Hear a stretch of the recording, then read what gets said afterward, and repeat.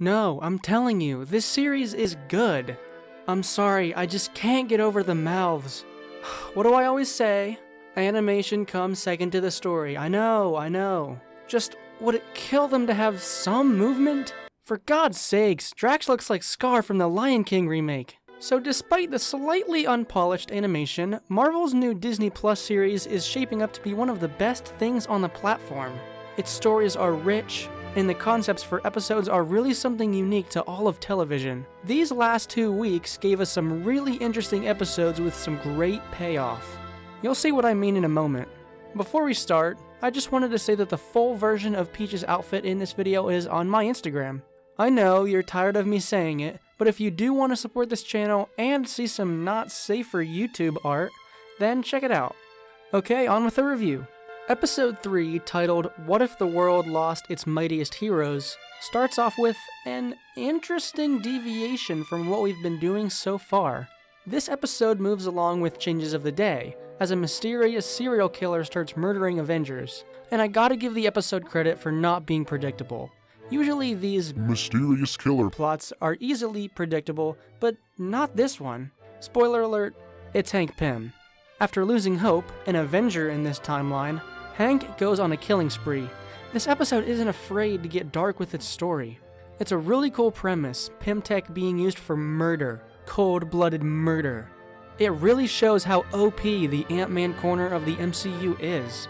Shrinking technology is low-key way too powerful, and it's used to the extreme here. Something about these last 2 episodes, I can't quite define what it is, but they just feel classic to me, you know? Like the writers are absolutely nailing the new dialogue.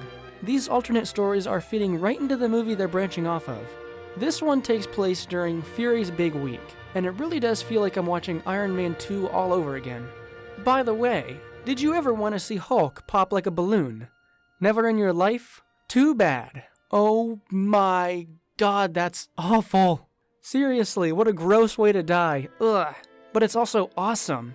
Major points for not pandering to the kiddies with this episode. It's getting a B tier, the only reason being I have to put the next episode above this one. The Doctor Strange episode. It's so freaking good. You're getting a little ahead of yourself again. Okay. I just want to say that I love the Doctor Strange part of the MCU. I was never a Harry Potter fan. What does that have to do with this? But this world of wizardry is just so fun. I think it's due in part to Strange's liberal use of spells.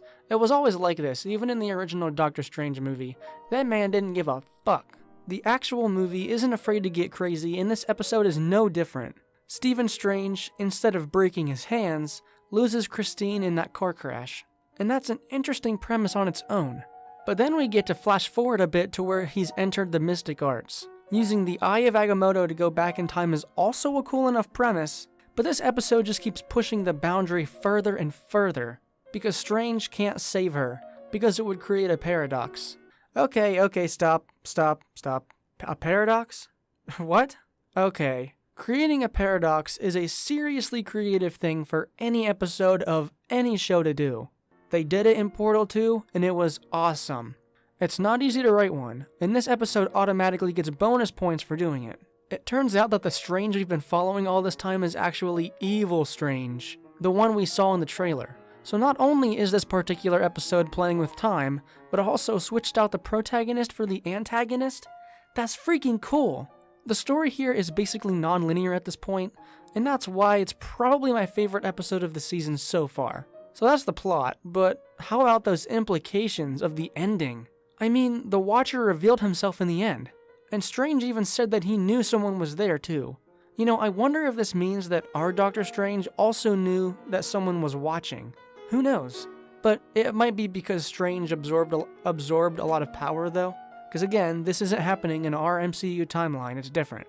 And he destroyed his own universe. I mean, they really went there. I really didn't think they'd go with a sad ending here, but they did it. This episode is great. It really explores Doctor Strange and his character flaws. This one obviously gets an A tier. You know, I love new rock stars, and I watched their episode. They also said it was the best of the season so far, and I have to agree. It's phenomenal.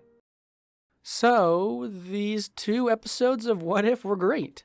Episode 3 was dark, and Episode 4 was surprising and plot-heavy. This series is great, guys, and I hope it continues to get buzz online. It deserves it. But seriously, God, what's happening with the mouths? I mean, is that just like a rushed production thing? That's kind of what I was thinking. I mean, it's just kind of a meme at this point, but come on. There was a moment in the Doctor Strange episode where the Ancient One was talking. Holy shit, brother. If there's a season 2, please, God, fix that. Thank you. Still really good, though. Story comes first, animation is second. I can't drive that point home hard enough. Okay, that's all for this video. Comment below what kind of outfits my avatars should wear next. Also, check out my Instagram for the full body sketch of Peach's outfit.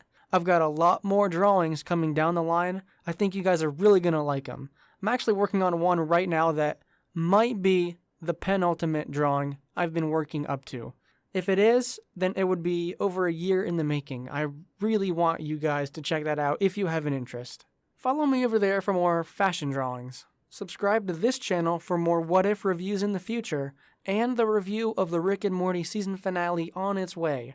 I believe that's this Sunday the 5th, so you can probably expect that video a few days after that. It's Labor Day, taking a little break from videos, but you can still look forward to the Rick and Morty video. It is coming.